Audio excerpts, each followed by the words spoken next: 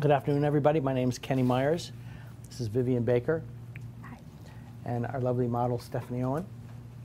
And thanks for coming today. Thank you to Joe for inviting us here.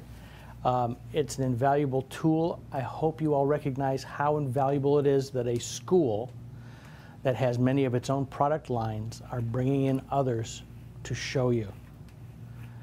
As a measuring device, there are schools in this town that don't show their students anything except that which they produce, making them useless. Enough of a soapbox. There is no spiel here. We are all friends. At any time, if there's something you want to ask, blurt it out. Please, feel comfortable to do so. Next year will be my 30th year in the film industry as a working makeup artist. I tell you that simply because I have no great awards. I've been nominated a few times for this and that. I've got one that means something to me, one. I say that to you for one reason. If you're in it for the awards, you got a rough go. If you're here because you like the art of creation and working with another person to create something that wasn't there before, then you're in the right place. To be a working makeup artist and make it through as many years as you can is the reward, and it is the journey. There is no great mountain peak from which you will turn back and go, whew, I finally made it. I know all the Academy Award winners in this town. They're friends of mine. Many of them didn't work for a long time after that. In other words, if you hang your hat on that fence, you're going to have a real hard time.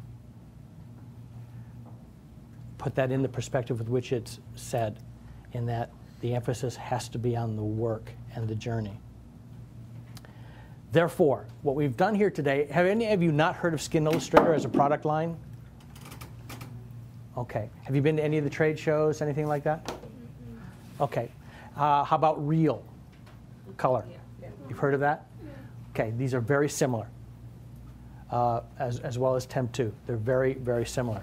The difference is our color line has been used for the last 10 years almost exclusively by every top makeup artist in this town. Why? The colors are more makeup friendly. Real was originally created to duplicate tattoos in a false manner so that you could take them off at the end of the night and go home. Okay? It was a marvelous product, and I used it myself extensively. The problem with it was it wasn't fleshed out, no pun intended, for where the industry was going.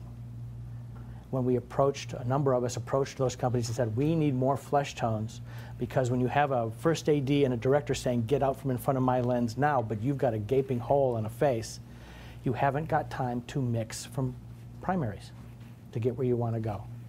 Skin Illustrator came online starting with flesh tones that got you there faster. It is now used in the beauty industry. It is used in the effects industry. It's used in military operations. It is used in medical operations. It is used all over the place. To be honest, I don't consider that anything special.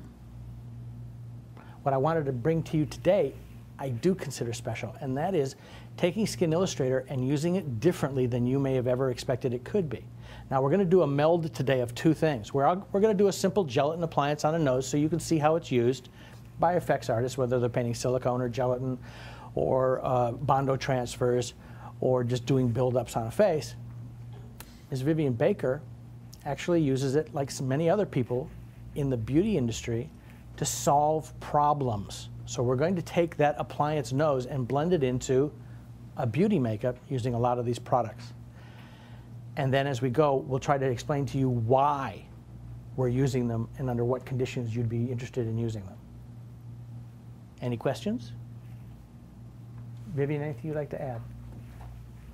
The only thing I'd like to add is I'm sure that your beauty makeups and your very first makeups was like the Breeze class and you went through it.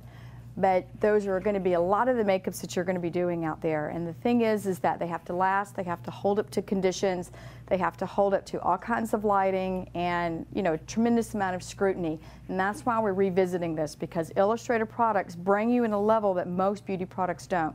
They allow you to do things that most beauty products will not allow you to do. And that's why we're bringing it back, because if you're good at this, if you're really good at this, this is the bulk of anybody's work, including the effects artist.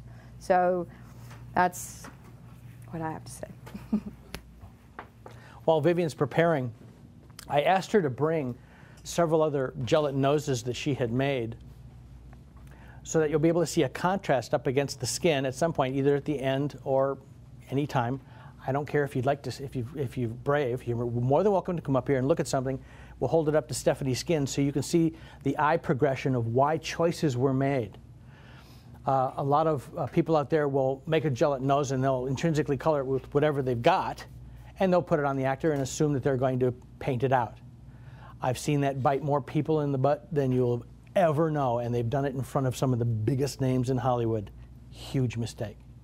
The time you spend in pre-production pays off in the trailer on shoot day. I've seen people take clear gelatin, throw it on a face and go, oh, I'll paint it out. The hell they did. Preparation, preparation, and did I mention preparation? These noses back here, and I'll bring them forward, are small little additions that were used on a film that Vivian just completed called Grey Gardens? Grey Gardens. Yeah. Grey Gardens. I don't know if any of you have ever seen the documentary called Grey Gardens about a couple of eccentric women. There you go. A mother and daughter came from a wealthy background and basically sequestered in their little home back east. They went a little nuts. It's a fascinating documentary. If you get a chance to rent it, watch it. Well, it's been made into a feature film starring Drew Barrymore and Jessica Lange.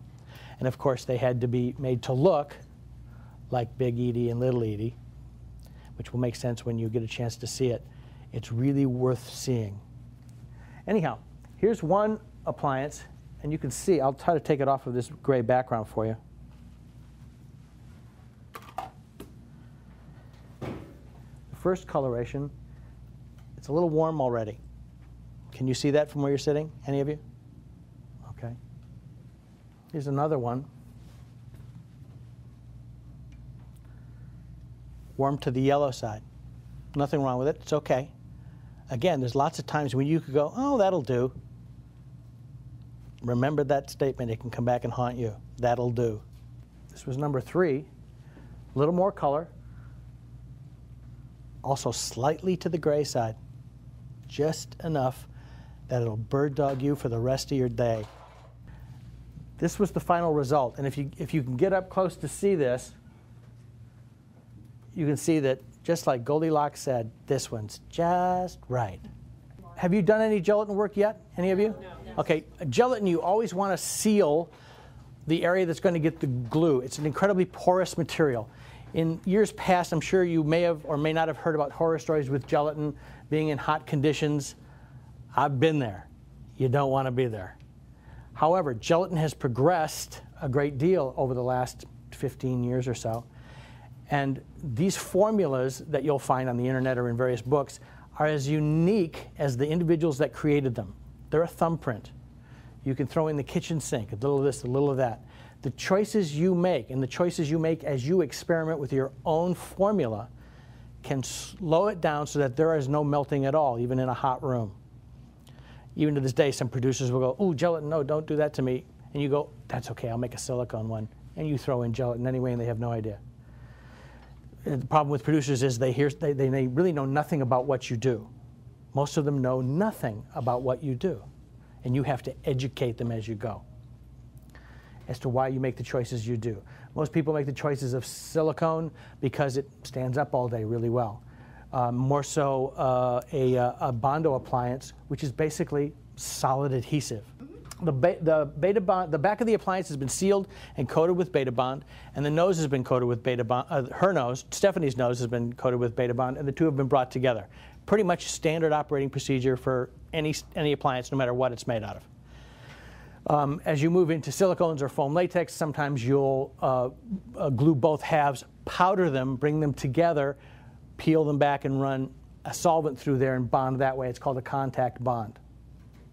This is a contact bond, but here you're not pre-powdering, you're just putting down both pieces. Now what Vivian will do, will use a combination of alcohol, which will capillary under the appliance and allow it to lay down and start to disappear. And then you can use witch hazel or witch hazel alcohol combination to dissolve the edge away. You'll notice that Vivian is wearing magnifiers. As young as we all once were, the magnifiers really take strain off of you when you're working on those edges to be able to see better, no matter what kind you use. What most people use, honestly, is green marble sealer. That's because it's unlike any other sealer out there. Most sealers are either acrylic or vinyl. Green marble is neither. It's very tough material.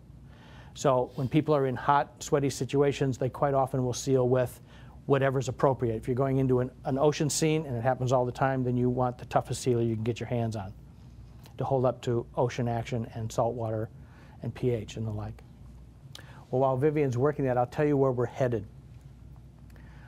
Vivian will, the point about the preparation is the more correct your intrinsic coloring is on your appliance, the faster it colors on set, and the fewer colors you have to use.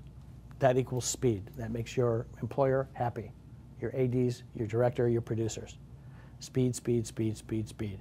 That's the biggest change that's happened in the last 20 years. Speed, speed, speed, speed, speed. And it can get nerve-wracking, let me tell you. What we're going to do when Vivian's done is color that in, and then we'll start to use a product that was introduced at the trade show this year called glazing gels. Glazing gels are a translucent stain of color. They are designed for use solely on skin, although I'm being told by pros out there that they're also using it on some gelatin. Why would you want that? You will run into actors and situations where they don't want heavy makeup, they don't want an alcohol makeup, they want a light water-based nothing. And or you're working in HD and you're trying to do something like this, talk about nerve-wracking. Let me tell you, because that HD camera is intrusive. I've seen Academy Award winners wrestle with this in HD, any appliance, even perfectly made. So what do you do? Where do you go? How do you create the character or the look you want as light as possible?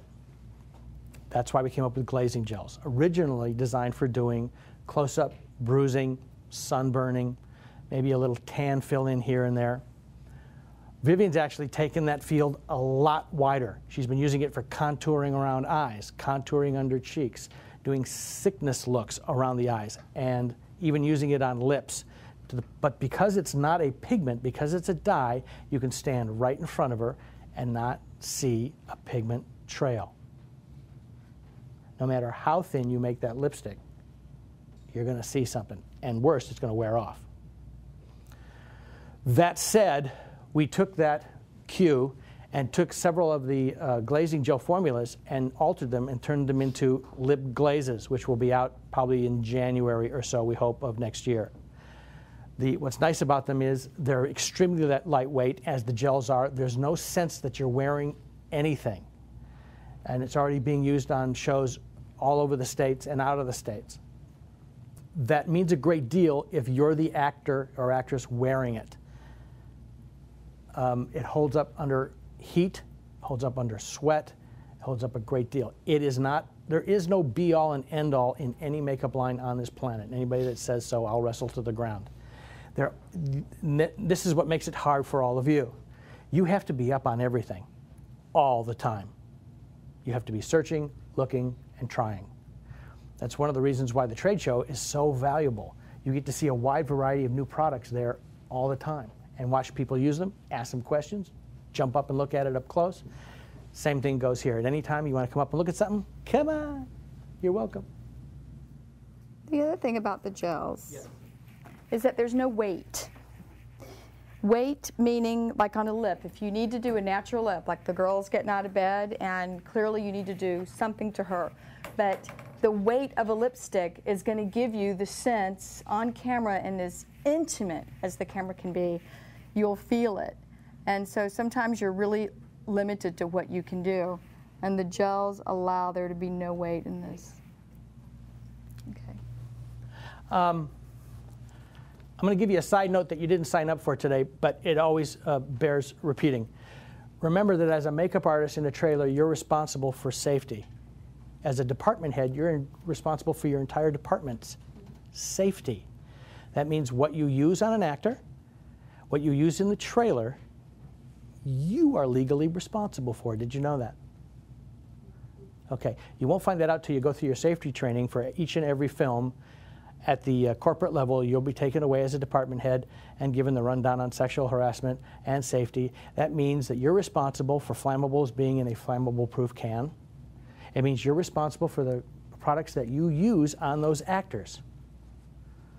Now, you'll always come across somebody who may have an allergic reaction to something. We all have. Luckily, not a lot. But what I'm saying is you need to know the products you're using and what the ingredient labels are. I'll tell you a story that happened to me many, many years ago as I was working on a beautiful, statuesque, blue-eyed, blonde, 22 years old on a film, and I was cleaning her up for the night. It was just a very light, non-beauty makeup. At the end of the night, I cleaned her face off, and I reached for my aloe gel.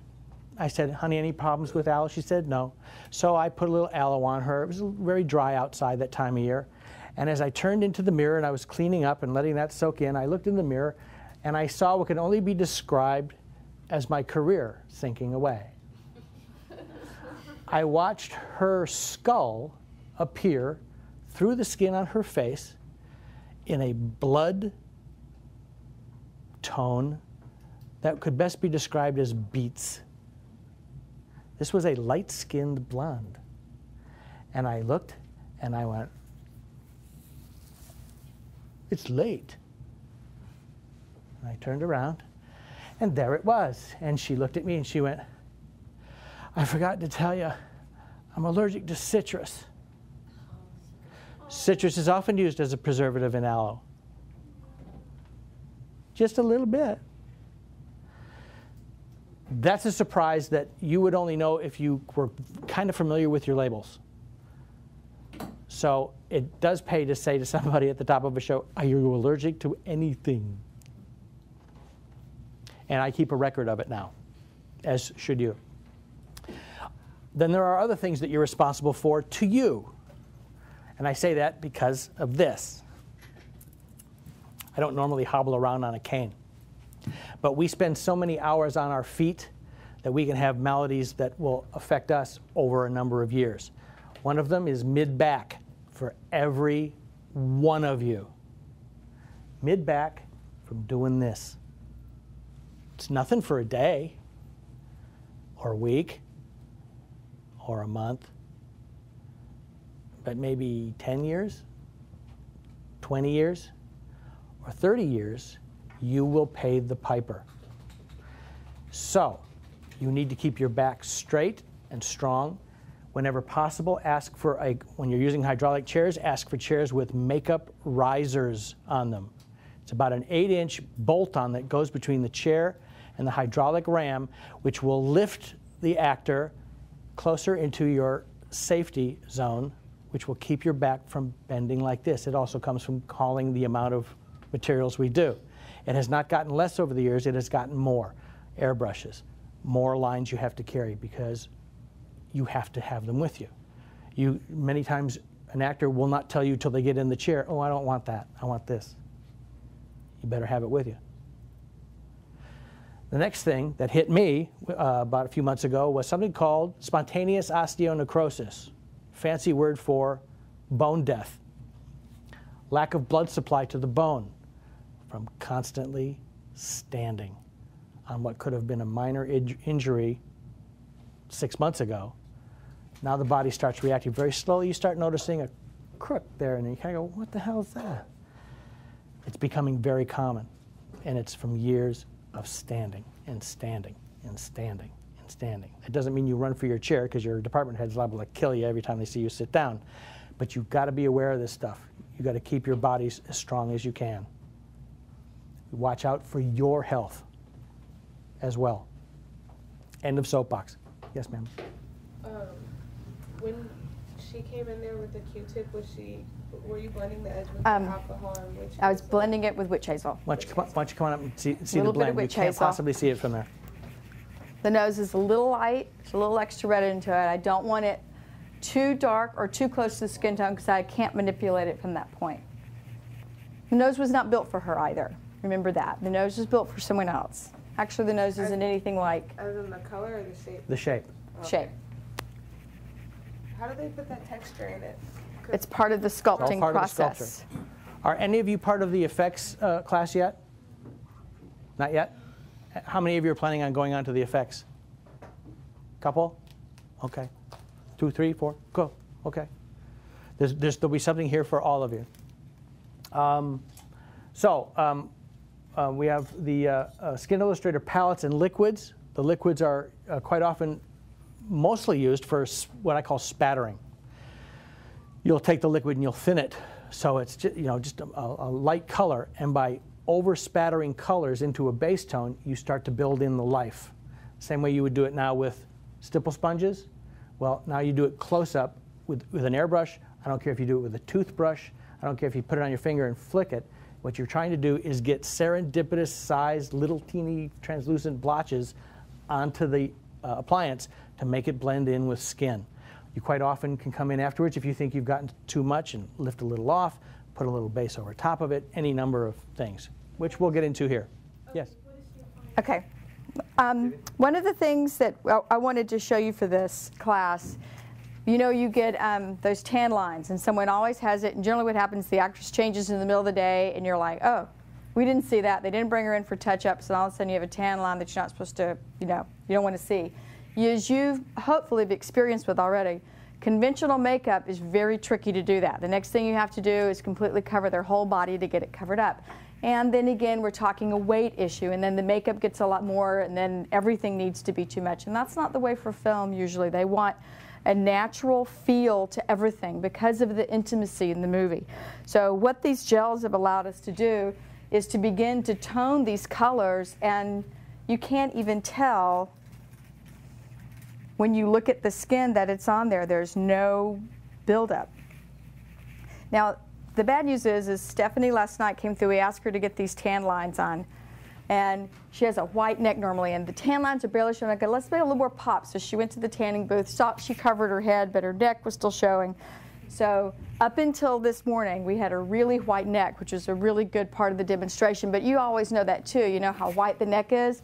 Face is darker, the neck is really light. How do you bring those things together? If you match the skin of the face and that's too light, if you bring it up from the neck, how do you pull this beauty makeup together without it being, a really strong, heavily made up look? Well, this is the way to do it. You have a gel, you're not you're not adding to the texture of their skin, and I can cover up these tan lines in seconds. Seconds. On the set, when they're ready to shoot and all of a sudden that happened, that's key.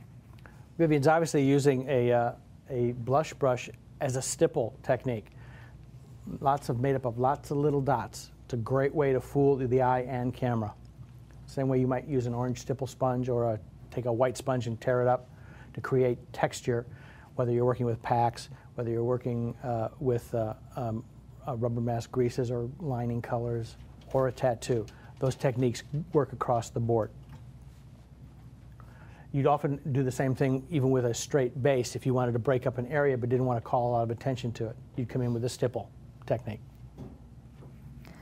The thing about the colors is there's a few browns that Kenny has put into the kit, and they're great. This is sable. It's a brown with a red undertone, which works because sun usually has a red undertone. There's other colors in there that are green undertones and yellow undertones. The colors are incredibly genius. There's also a nice tan, which I may go through and give her just a little all over color. But did you guys see this just go away?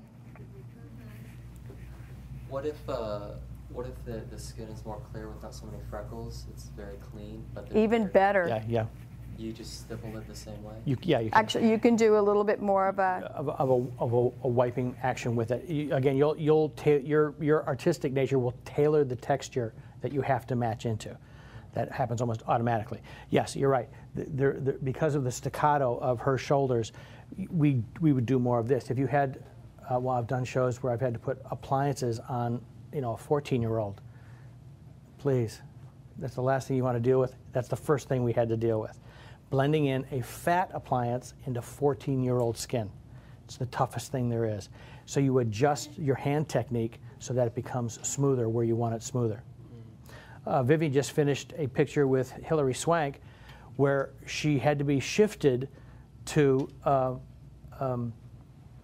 Amelia Earhart. So you've got a whole different look there, and Amelia was covered in freckles. All right, so what are we going to do? Hand paint freckles? No. We made a version of the glazing gels in a liquid form so you could put it through an airbrush. So she spattered the body for the freckling and used a specialty gun. Thank you. You can see this is even the interim label. And then used a specialty gun which will throw fewer dots to do the face for continuity. How long did it take you to do her makeup, top to bottom?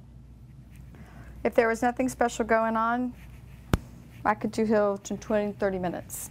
Okay, that's shifting a brunette to a more of a blonde look. So the other thing I've done, I'm beginning to do, is to move the color down. You know what I mean? I've made these colors the same, so now it's even, and I'm giving some shading up here. I'm going to go over this with Illustrator just for an extra kick, but this is a pretty natural look as it is because we've evened out the tones. If you're talking about a character, you don't always want them even. I mean, that's part of what we do. If you think about it, it's kind of interesting. I did a movie where, well, I've done a lot this way, where I'm going to age someone, so what do? I put on age spots and freckles and darkness in their skin, little broken capillaries, because I want them to be 70 years old. But we take the 70-year-olds and we get rid of all that. Why are we doing that?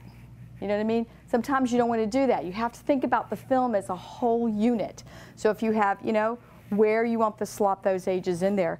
So I don't always want to get rid of all this stuff. Some of this stuff is really used for me, and how a character goes. So that way the contrast to someone who's completely smooth skin next to them helps to build the character. So keep that in mind. Don't have the idea that it's all got to be, everything's supposed to be smooth and perfect, because you eliminate a whole world of character. I mean, I think we also find for film, I find for film that taking people too pasty isn't good, you know what I mean? To take them to the light and paste up a lot of makeup, it doesn't flow and move, and you get a lot of makeup on someone, and when they're talking, that's also something to think about. This isn't print, this is film. And that means that the face has to move and flex. And in, again, a film setting, and all are different, from video to 3-camera television, you know what I mean? They're all different settings, and you have to keep it at what I'm dealing with is what I mostly deal with, which is film. It's translated on a big screen, pores the size of a basketball. And there needs to be movement. When that camera is in this tight, you don't want to feel makeup, but yet you have to have it.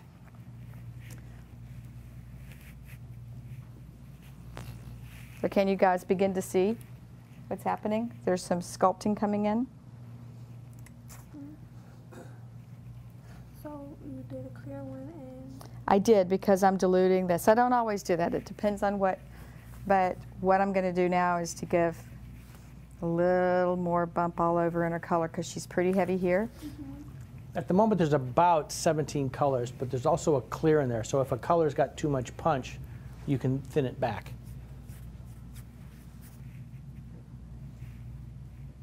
When we're done with all this today, we'll actually strip off half the face so you can see the contrast. I think personally, because of gelatin's organic nature, I think that's why actors like the way it feels the most. Even though there are better choices for adverse conditions, for movement, I find gelatin one of the best. How does it smell? Because I know that silicone smells not so great. It shouldn't. It shouldn't have any smell at all. Or the foam. Foam latex. Yeah, that smells like a rotten sock. That's the sulfur. That's the sulfur. It's interestingly enough, I just had a conversation with an actor this weekend who's going to be doing a stage play. And he asked if we were to alter his face for the character, what would I do?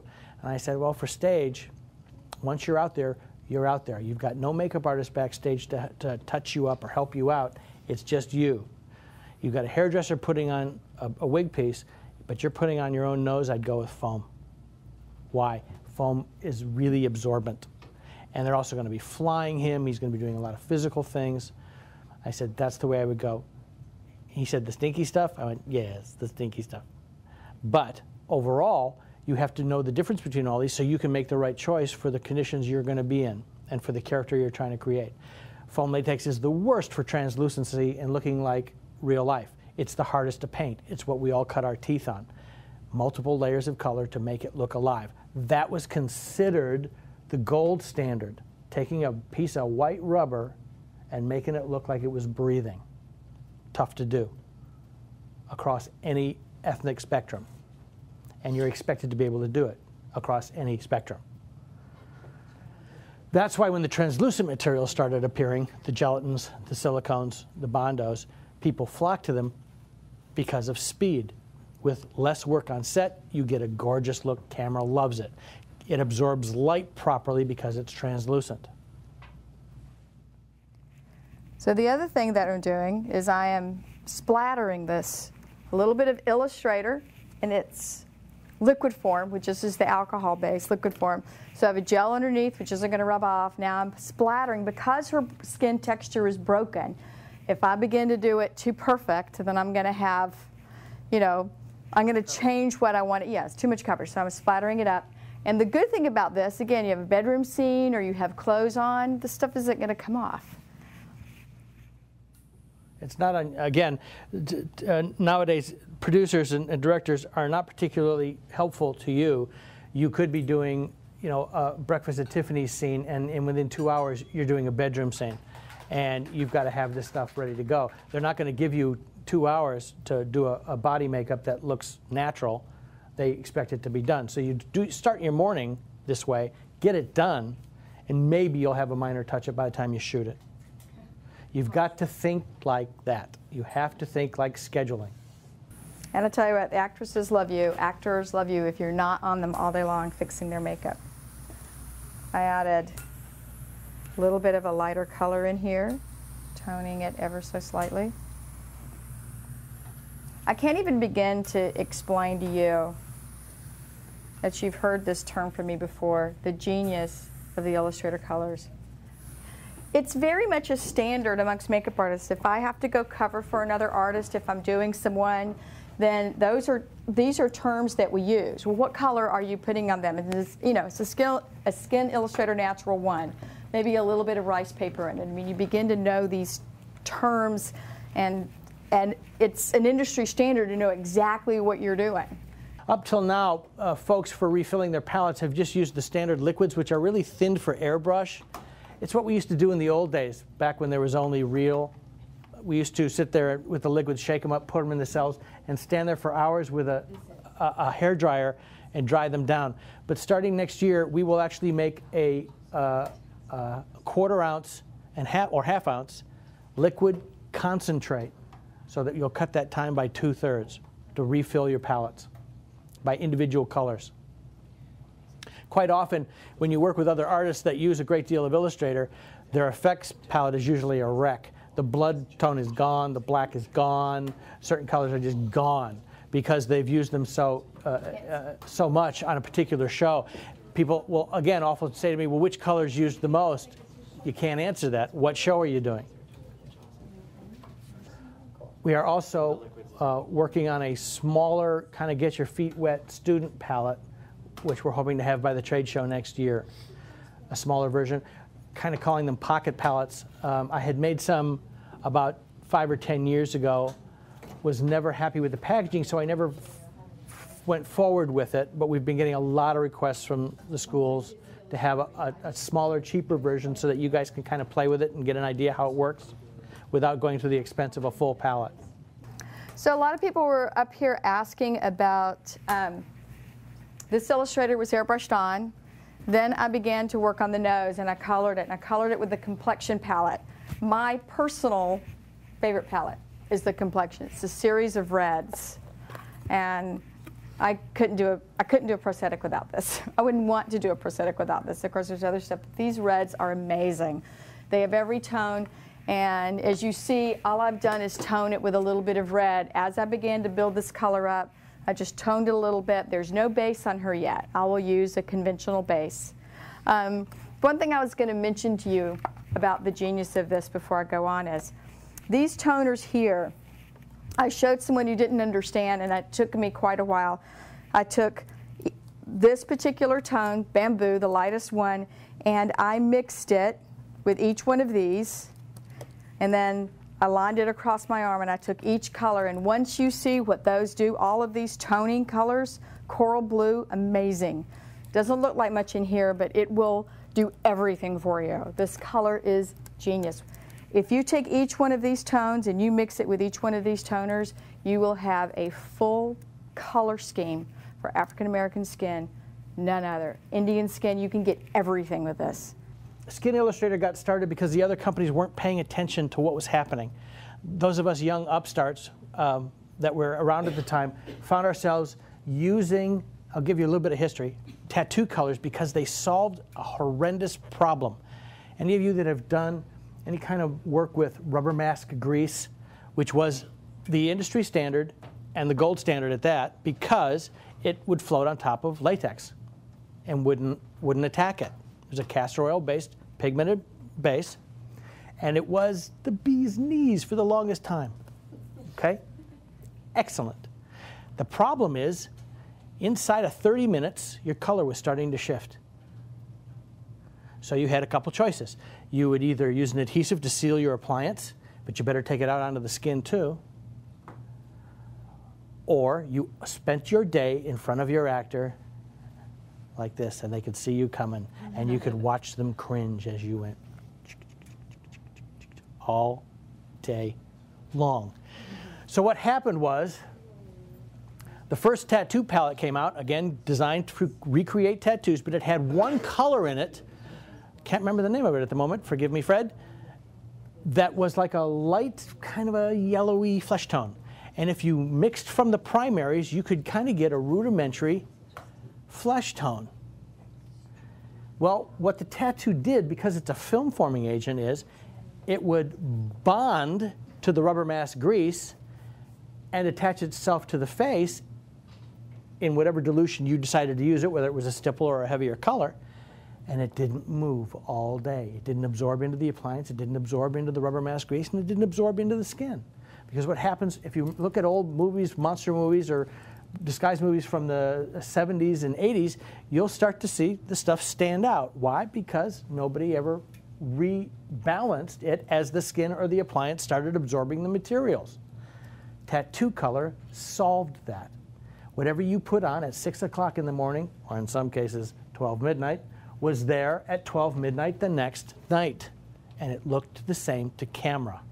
Does that make sense? Okay, so basically what you did is, using color, you created a tooth to the palette, a tooth to the canvas, as it were, with all these other materials. It brought them together and seized them so that they looked correct. Well, then you started seeing people use less and less rubber mask grease. Why? Because the tattoo worked the best. It worked over anything you threw at it. It worked over gelatin, worked over foam, then later worked over silicone, worked over Bondo, worked over it all. That's how these became so important in the industry, not just mine, but all of them. What I did early on was say, I want those flesh tones now. Don't make me mix them ahead of time. Number one, I rarely have the time. And if I walk out there and somebody's touched an actor, or he's done this or done that, and I'll tell you a story in a minute about that, you've got seconds to get it fixed before Mr. Spielberg goes, "Can he get out of there?" Now, that hasn't happened, but it came close once. I looked at the AD, and he went, and I went, and I disappeared. That's why the original palette, I'm sure you can't see that, was this. And I can see that Vivian is starting to need a refill. Okay? Top row were the basic tones, bottom row were the adjusters. A tan, a vein tone, which sometimes can be used in conjunction with the olive adjuster, depending on the undertone of the person you're working on, a coral adjuster if they're warm, and a red, slightly magenta version if they were ruddy like I get. There's your tattoo history background. Level 1. You'll really see those colors come and play with the airbrush. You really see olive adjuster come and play like crazy with an airbrush. You'll have a makeup and there'll be, whether it's a bald cap or any other type of appliance or anything, and there'll be just something that's off in it and a mist of olive adjuster on top of that, and it's like, voila. It all brings it all together. You see a lot of people do that. I'm actually using Mr. Blasco's little bit of his base, bend it down with 244. 244. 244 is a silicone fluid, kind of generic. It's clear. There are an inordinate amount of silicone fluids that all do very specific jobs in the chemical world out there. 244 is usually quite often used as a base for street makeups, what I call street makeups, but I'll apply that to all liquid makeups. MAC, for instance, has a couple different versions or hybrids. One of them, any of you familiar with the MAC Face and Body? Mm-hmm. MAC Face and Body is a hybrid of a water base and a silicone base. They've got another one, well, they've got many of them. I can't keep up with the way they change stuff, and I yell at them all the time about it. Micronized, which is, it says micronized airbrush makeup. Never use it that way. It's too gunky. However, put some on a palette, start to let it dry a little bit, get a synthetic brush, and it puts down a beautiful base that actors can sweat through. I used it on, Vivian actually originally used it on Tom Hanks. I've used it on Hugh Jackman. I've used it on Tom Cruise for situations where you know they're going to sweat and you don't want to be in there all the time. Number one, they won't let you. Number two, you don't want to. Well, there's just water situations as well. You said on Thomas Hayden Church, Thomas had to have a tan in Spider-Man, and the water was brutal because it was aerated, so it was like getting in a hot tub. And being sandblasted. And being sandblasted with stuff. It was just brutal. That kind of harkens back to once you leave here, you have the tools to then start branching out. And you know, it's a process that goes on forever, period. Because technology change, and you change, and the actors change, and the cameras change, and the situations change. That's why all of this stuff and learning all these other things are so invaluable. I'm hoping later, if your rear ends will hold up to it, that Bob Romero will be doing a demonstration. Bob Romero is probably one of the last of the best hand-lay hairmen on the planet. And that's no idle boast for him. He could take your dog, shave a patch, and put a pirate beard on somebody in your house in seconds. He's that good. He knows what to do, how to do it, how to prep the hair. A picture like Pirates, you know, can be a little bit deceiving because you see all these beards. Well, some of them were lace, some of them were hand laid. All the lace was permed. Okay, now all of you perm a beard? Okay. You need to learn. Because you go to something like Pirates and you're expected to know it. Because V will say, okay, I need those dozen, while we're on set watching, I need those dozen beards set and permed. Why? Because we're in wet situations, we're on the ocean, we're in mist. If you don't perm the beards, they're just going to all go straight. So basically, where I'm coming back around full circle, the more you know, the more valuable you are. The more materials you know and are familiar with, the more valuable you are. And that's what it's all about. Did you learn on your own, or did you go to school? I'm actually part of that generation that learned on their own. I had been through school theatrically and had a master's in theatrical design. The only thing that brought to me is part of that was sets, lights, and costumes, and makeup, part of that. On the East Coast, the costume department encompasses makeup. Out here, of course, we beat them off with sticks to stay the hell out of the trailer. And so I had a groundwork already. Plus, as a kid, I have another friend, an Academy Award winner named Chris Wallace, who's no longer in the industry. He got me started out here, and we used to spend hours, you know, in the bathroom with bathroom caulk, putting it into makeshift molds and gluing it on our faces. That's about as geeky as I got.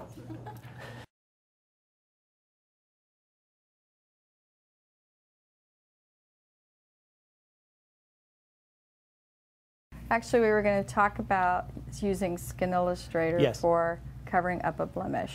That's what we started on. Illustrator, because of the nature of its base, will help hold on to blemishes that have a tendency, they're putting off so much wax and sebum that they will shed anything you put on them. I know you've come across that, we all have. What Illustrator does is kind of puts a seal on it. If I've had one that even sheds that, then I'll go in with green marble sealer on a Q-tip and I'll coat it again. Now what's nice about those materials is because they have a volatile base, they actually help dry out the blemish as well. Until you get to the end of the night, you clean up your actor, get their skin down to fresh, and then get some overnight medicine on blemishes.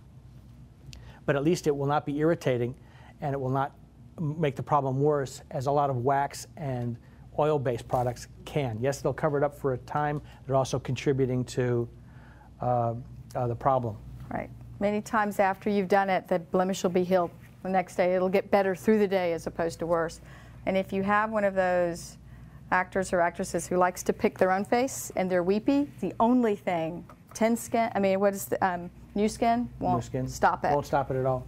One of the last films I did before Hollywood decided to go crazy was a picture with an actor who would leave the trailer, and just around the time we were going to shoot, he'd come up to me and say, "Kenny, can you fix this?" And it would have been a zit that was well covered that he decided to make into a bloody pulp and say, "I've got a problem." I'd say, "Yes, you do." And we'd have to fix it because they just can't keep their little hands off their faces. Okay, I had toned this nose with the complexion palette, bringing it into the skin a little bit more. The interesting thing is we were talking about layering, and that's what it's all about. There is no one product that does everything. And it doesn't help you, you know what I mean, to think that there is. So one of the things that works so well about Illustrator is it allows you to sandwich many different kinds of makeup, and it will help bind them together. It'll allow you to layer a street makeup with a theatrical makeup with an Illustrator type product, and vice versa, and keep going as much as you need to as you go back and forth. It's important that you understand why that works and how it works. It can save your butt one day. So the point is for this is that I haven't blended the nose into the skin. Now, if I were doing a character makeup and I wasn't trying to make her skin look a little smoother, and I'm not going crazy perfect, we can go that direction, and I've done it, but under the circumstances, I would usually put the nose on and blend the nose color into the skin if it were character makeup, because I would want to be using all of those tones in the broken up. But because I'm doing, you know, a little bit more of a straight type makeup, I'm blending, putting the base on, and then I'm going to blend the nose into the base. And I'm doing a light makeup. We can always go heavier than this, but I'm doing a light makeup. And I'm using a stiffer formula of makeup to do this. I just powdered around it because it's so reflective. It's hard for me to see. Does the powder, I mean, can you put this makeup over powder, or I mean, isn't that? Have you done that yet? What do you mean? Put it over powder, if you powder a face? The gels? Yeah. Yes, I have. The thing is, I never put anything, I don't use a heavy powder anyway, so I haven't put anything over heavy powder. I just meant, like, does it work that way? Oh, sure, it will. Yeah, unless it's super heavy. Yeah, unless you've got, first of all, anybody who's powdering that heavy nowadays, your actors will kill you. They don't want to see powder. Last thing they want on it, I've seen in a trailer situation, somebody go for a powder brush and the actors go, no, just no, but just no, don't want any powder. So use a lot of DPs who are the same way, directors who are the same way. They don't want you to powder. Those cameras are picking it up. So you use a lot of blot papers, and that's another reason why the gels can look extremely sheer and natural without anything on them. Now basically she had to powder because she's getting so much reflectance from this light angle that it's blinding her. So we're cheating a little bit. It's a palette from France, actually. I believe you turned me into it. And I'm just used to using it now, and I thought about Krylon is close, but what I like about these is that it's really stiff. This makeup's real stiff. There's not a lot of oil in it at all, And what I'm doing is I'm dry brushing this on, and it's allowing the pores to pop up a little bit more. It's a very highly pigmented base. I literally found, I stumbled into a shop in Paris. I was there on a press junket. No, I'm not a world traveler, but I have done a lot of press junkets. And your time frame and your body clock is so screwed up, you don't know if it's daylight, night, what time it is. So you find yourself wandering the streets of a city who knows if you'll ever get back to again. And I stumbled into a door. I saw the word maquillage, and I went, that looks nice. So I walked in the door, and literally this place was so small, it would only accommodate 3 people standing, and there were shelves within reach. And it was a small company that was hand making its own pigments, own pigment bases. And I had bought a couple of small lipstick containers because there were like, what, 9? There were 9 in a space this big. And I thought, ooh, 9 in a space this big. Less space taken up in my kit with more stuff.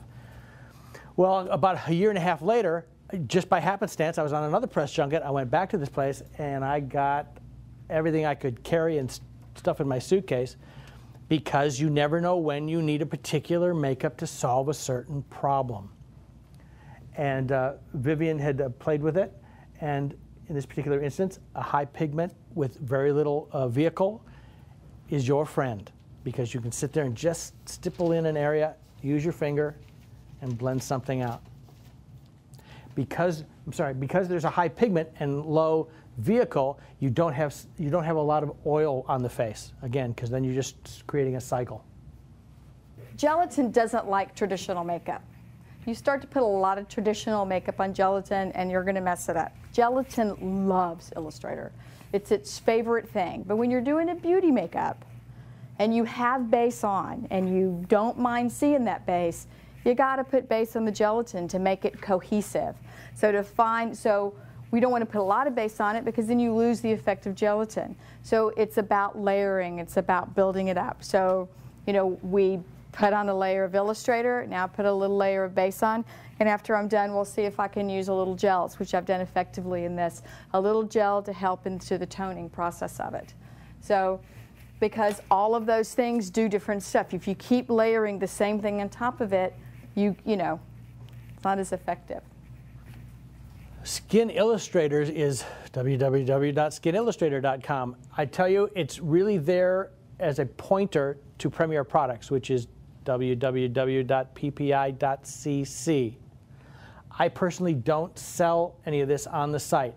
I just show you some of the palettes. At one time, I had a lot of good intentions to show the photos from all the people that have used it around the world.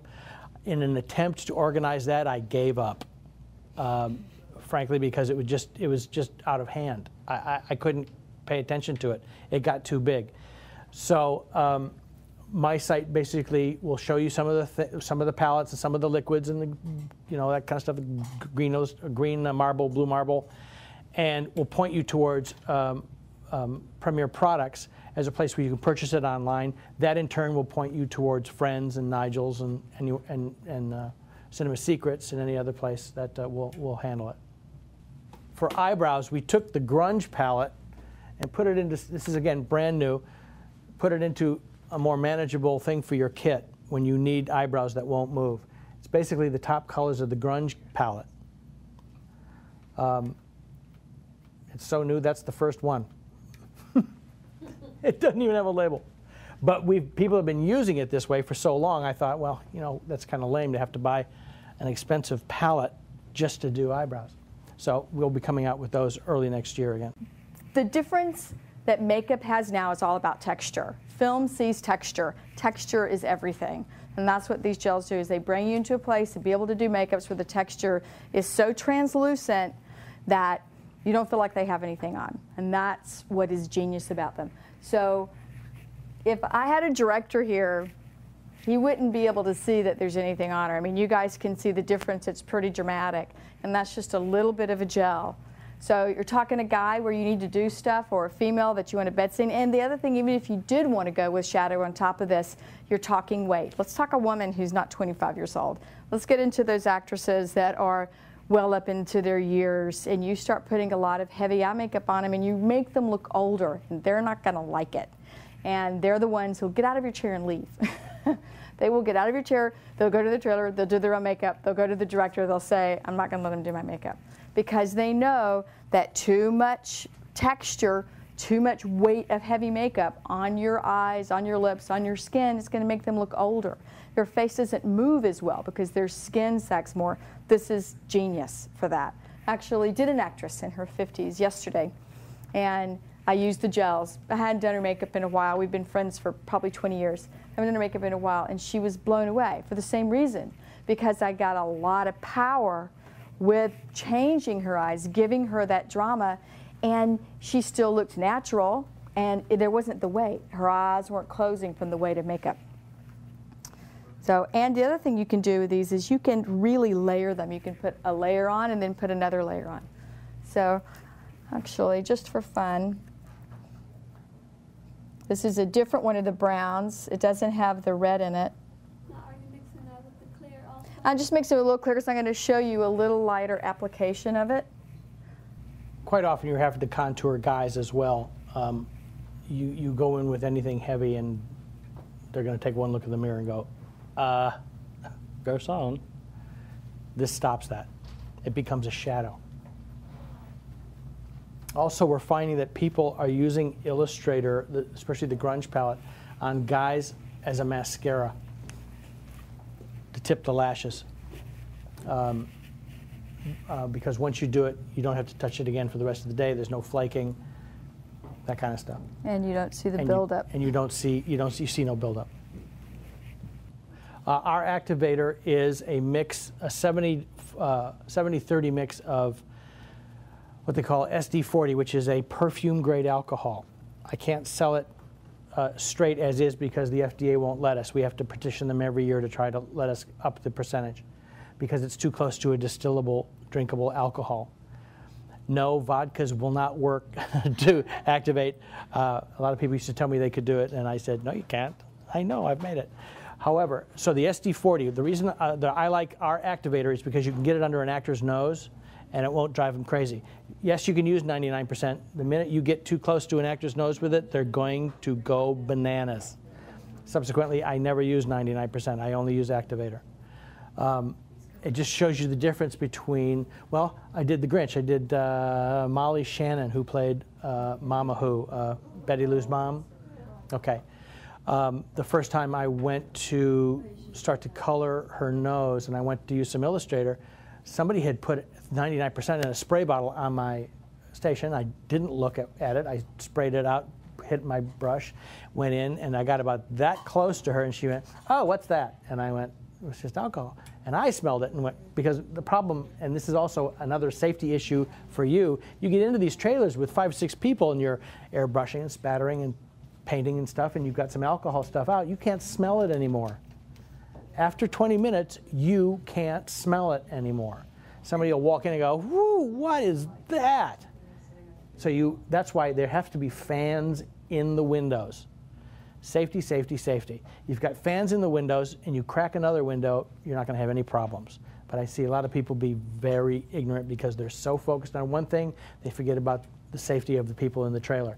Anyhow, the point of that second soapbox tirade is activator is a very gentle alcohol compared to straight 99%. You know, people often say they've picked up an Illustrator palette and they've played with it and they go, well, it's awfully punchy. And I went, it's because you're trying to use it like a makeup base. Yeah. It's not designed for that. You have to think of watercolors for adults. You use it like a watercolor palette. Can you get heavy with it? Yes, you can, but only after you understand how you should be using it. Well, can you push that envelope? I've seen people do full, absolute spray body makeups in Illustrator. Great. You do it on somebody else who's got the wrong kind of skin and they'll just crinkle right up. Yeah. So that's why layering, layering, layering. We have a brochure. If any of you will come to the trade show again next year, we have a brochure, and on the back is a young lady who had a dead black matte tattoo. And it's this big. It's a circle with a kind of a angel in it. And she used to work at Friends Beauty Supply as a salesperson.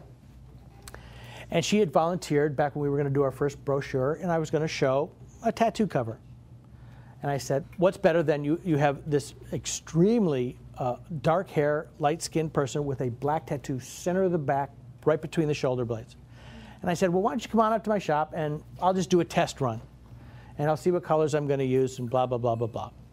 So she came over, and I began to work, and in less than a minute and a half, I had half of it covered. Gone. That photograph is what's in the brochure. I never needed a second time. I believe I used a rice paper and a natural one, and I spattered in a little bit of coral adjuster, or coral adjuster worked with rose adjuster. Again, we're talking very thinned with alcohol colors. Nothing that is that punchy, but it builds the skin tone back in. Good to go. I'm actually I used 2 levels of gels. I used a brown and then the straight purple, bruised purple on her eyes. At the moment, I am using a little bit of gel in her brows to show you that you can do it. Again, if you're talking like someone pretty young, then these sheer textures on a child, if you have to fill it up, it's going to be good. But I personally like the Illustrator Grunge palette because it holds and it stays for brows, which I'll go with next. Again, we're taking, no, the makeups don't normally take this long, but we are going slow. We're trying to show things. We're integrating effects with a beauty makeup to show you how you would do that. And yes, someday you're going to have to do it. And it's going to be right in the middle of the face. You throw that to an effects person and they go, uh-oh, they'll do the nose and then call in the beauty person to do that. That's kind of ridiculous. You should be able to do it yourself.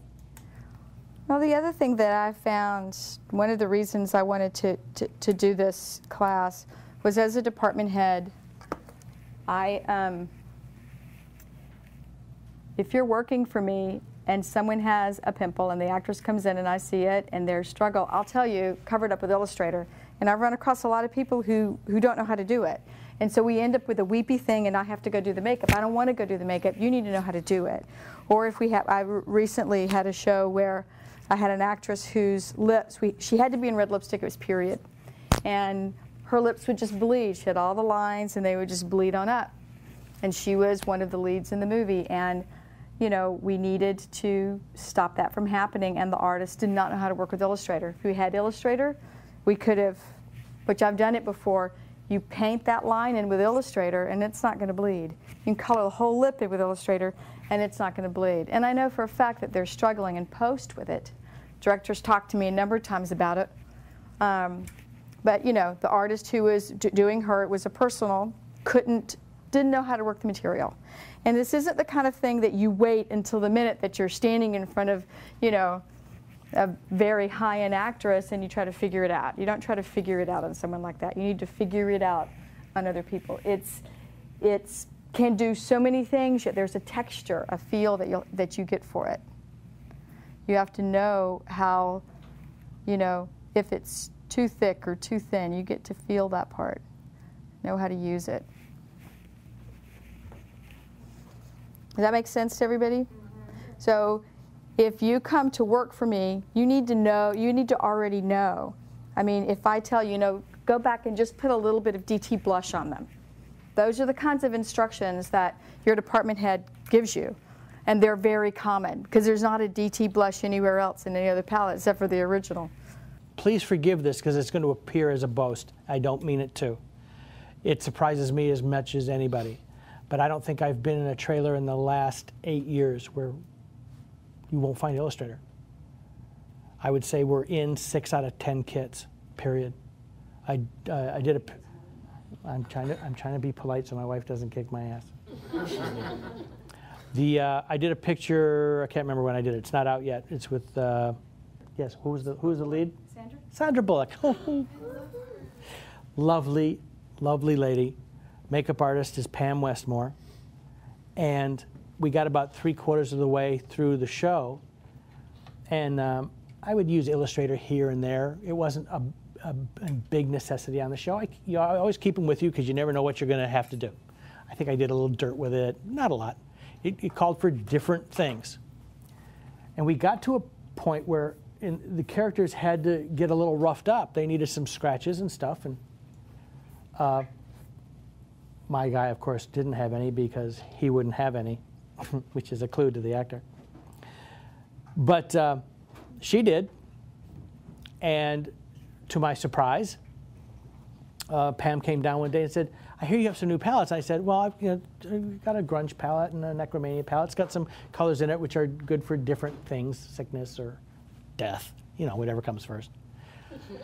And I walked down to her station and saw that she had every other palette that we ever created. I had no idea that she would use anything like that on Sandra Bullock, and she said, what are you, nuts? I use them constantly on her. Just so that you understand the surprise for me. Again, it was created for effects, but it has bled everywhere. I know that Beyonce's people use it for her hairline, in parts of her hairline, to fill in. Things like that. It's being used all over the place. I get surprised constantly when people walk up and say, well, we're using it for that. And I go, really? Like a boob. It's flattering and exciting all at the same time. I'm using some traditional base as well, because my point here is not to try to show you that a beauty makeup should be done with all Skin Illustrator, because I wouldn't want that. No, but but to answer your question, yes, you can. And Vivian has used it, the gels, for makeup. The lip ones that are coming out next year have no shimmer to them. They're designed to look natural. What's interesting about them is they have a bright color to them, and yet you can see no pigment trail. So you can look at somebody and all of a sudden their face is bright and you can't tell why. I made one that I tried on my wife last night, who's Japanese. She's got a heavy yellow undertone, slightly to the tan side. When she burns and I burn, together we make orange. It's a fabulous color. But I made a color for her, which I called a neutral, which has a kind of like a MAC quartz pencil undertone to it. It's the first time in 20 years of marriage I ever saw anything on her I liked. So much so that she took it, and I couldn't bring it here today, which is what I was planning on doing. She took it to work. So the gel line is designed to be used as is on skin, with or without a base. The effects illustrator, the alcohol base, I've seen people do it both ways. It has a slight matting agent in it, not dead matte, kind of a semi-matte. So in some instances, no, you would not want to knock that back at all. In others, depending on the situation you're in, are you outside in bright sunlight? Do you have a rake light over the face? You might have a hot spot. You might go in and knock that back. To that end, we also have in development now and being tested on a set a high-def matting spray.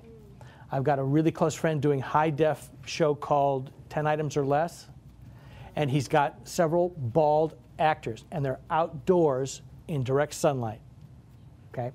Both black and white actors. They were in cars in 100-degree heat. They went in with the spray, it flattened it out, and they never had to go in again. HD is really challenging all of us to change the game. What are you using on her lip? These are some new colors. Is this the glazing lip gel? Yes. Okay. These are the lip glaze. It's in a pencil? I'm sorry, hon? It's in a pencil also? It's in a one of those twist-up thingies like steel. Oh, yeah. Mechanical. These, and they're designed to be high shine, which is great if that's what you're looking for. In the film industry, you are not looking for that. That's the last thing you usually want, okay? Because unless the character exactly calls for it, you're not really looking for that. These gels are designed for pros to put something on a face that you can't see, yet brightens the face. Or you can use it to fill in a lip line on a guy or a gal that's missing some pigment, which you'll run across a lot. It also helps with that bleeding problem, because you can get a hard line with it. You can change the lip shape with it. Now look what's happening to her face with just this sheer gel. Not a gloss. Now we do make some glosses you can put over top, everything from a standard gloss to a high sheer gloss if you're doing something from the 90s or hookers or whatever it is that you want so damn shiny. But we also make a non-high sheer gloss to put over top. But 9 times out of 10 though, I'd be using it just like this. Vivian, show us your pretty face. Is that the same lips you put on this morning? Okay. At 7 this morning. That is not her natural lip color. No, my lips. She put it on at 7 o'clock this morning. She's still wearing it after several snacks and drinks. And I'd love for you all to kind of sneak up and take a look over Vivian's shoulder to see how this color looks up close. Okay, blend. If I have it for the actress, then she would end up, I would get it for my actress. I'd buy one just for her and let her do it. That's what I would do. But if you have them in your kit and you're not doing that, then just scoot it out and use a lip brush, or I use one of those little applicators because it smooths it on good. So like cream It smooths it on pretty. Okay, what we're going to do now, before all of you pass out, we're going to strip off half the face so you can see the contrast between the sides. Hopefully it works. It worked really good the other day. Worked good at home. I know. Maybe it won't work so good here. Before I went to the tanning salon. Before she went to the tanning salon, it was so good. Well, it was a great idea. We thought we'd increase the contrast in the straps by sending her to a salon to get tan, and it backfired.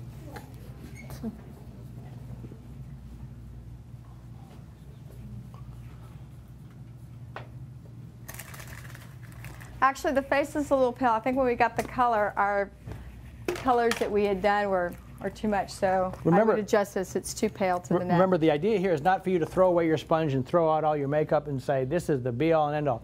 It's not. It's just one more tool you should have somewhere nearby for the situations you will find yourself in. That's the orange. Oh my god. What Vivian's going to do now is take some of the gels and do some effects work with it. We could do some bruising. We could do some sun exposure stuff. Would you mind coming up? Thanks. What's your name? Jennifer, please come on up to the chair. Vivian is now using the glazing gels to do some effects work. She's going to start out with some bruising. Bruise yellow. The top one was bright yellow. This is bruise yellow. Did you say bruised yellow? Bruised Bruised yellow. yellow. Yes, I have a very bright yellow, again, translucent, very bright because on certain skins you need bright. And other times you want a more subdued yellow, so bruised yellow. It all depends on the situation. I happened to work, I was lucky enough to work on a film which was not well received, but was amazing to work on, called Lions for Lambs last year. And it was basically a vehicle for Tom Cruise's first foray into producing. We had a wonderful group of actors with us, but in the scenes out on a battlefield in Afghanistan, we had 2 injured soldiers that basically fell out of a back of a helicopter and are incapacitated for a great deal of the picture, and are being surrounded by Afghans who are bound to kill them. But in any case, here's a good example of what do you do. So makeup artist starts to pick up some materials and do a standard bruise on him. What bruise? You couldn't see it. The minute you took him out into the light, the bruise was gone. It was absorbed by the skin pigment. So here's a situation where you have to be ready to do a job on any ethnic skin that sits in your chair. We had to actually rebuild the area first with a light tone so that we could set it back with the colors we wanted camera to see. Does that make sense? Okay, but you got to choose the right tone that plays with the skin undercolor to bring it up so you can set it all back again. Otherwise, it will never get seen. I believe we used one of the very light illustrators and mixed a tone, rebuilt the face, sponged it, blended out, and then went in and did the bruise on top of it, eventually blending right into his own skin tone. But if you had not done the canvas prep first, it wasn't going to show. It was quite extensive because his bruising, I'm trying to remember exactly what happened to him. Both of them were incapacitated. They could not walk. They were stuck where they were. And they were beginning to be surrounded by Afghanis with weapons. So one of them had 2 broken legs. The other one, I believe, was buried in ice up to his waist, or up to his chest, having fallen into a crevasse. So they were both stuck there. One was again, legs were broken, face was bashed in. The other one, face was bashed in, and his legs were trapped underground. Small abrasion.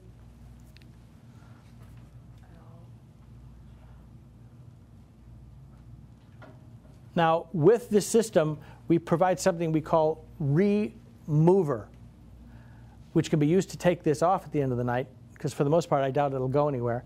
Or you soften it with a Q-tip, and you can soften any harsh edges you want to get rid of. Outside of that, this stuff's pretty tenacious without being super visible. Again, that pigment trail. It looks like it's in the skin rather than on the skin. So what she's doing now is the old bruise. What would you call this? A fresh bruise. I'd call it an old bruise. Yep. Usually, as most exactly usually as most bruises heal, they'll become yellower and yellower, and then it'll blend back into your skin tone as the little white blood cells do their job. I think that you need to know how to use an airbrush. As an artist, you need to know how to do it. This is one of the other Illustrator colors, Ultra Blue. If I put enough in here, I can make it. Is this one of the liquids? Yeah, this is one of your liquids. Within the system, if you, and this happens a lot, you're on set and a director says, quick, put something, I want a bruise here, I want to do that. Well, you haven't got time to take them back to the trailer. You grab with what you've got. We have a color in here that I call olive gray. Yes. My God, we'll throw that Alzheimer's up. moment again. Olive gray, which is, you have that and a bruised yellow. You can do an immediate bruise, immediate bruise, immediate Yep. bruise. If you haven't got that, we've got one called black and blue, which when you put it down is never true blue or true black, but will lay down a myriad of colors in the area. You soften that edge, you've got a bruise really fast. When we're done here, you are all welcome to come up and play with these and ask questions. I would suggest when you decide to make that leap that you start learning on a double action machine from the beginning. I learned on what they call a single action, which is basically up and down, opens the valve and lets the air out. And the pigment is controlled usually by a front screw of some sort. That's called a single action. Double action, you up and down is the air. Front and back is how much pigment goes through Great the color, gun. huh? Once you have that coordination down, you never lose it. It took me a little bit longer to get used to it since I learned the other way. What happens is that these gels go into the skin and suck in like a sponge. The moisturizer, you can use it as a buffing agent, but if you're very light with it, it won't affect it. It'll just go in over top of it. Actually, because your skin was dry, I just used moisturizer right on top of it, and it And just give it a blended soft everything edge. up.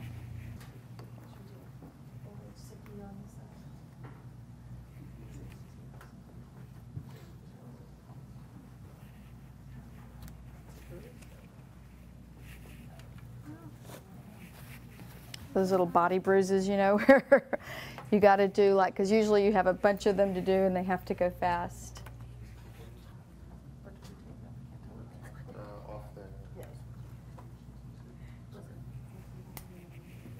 Okay, so I think for today we're going to bring this to a close so that you guys don't miss out on Bob Romero's demonstration. All right? No, absolutely. Bob? Thank you all for coming. We really appreciate it.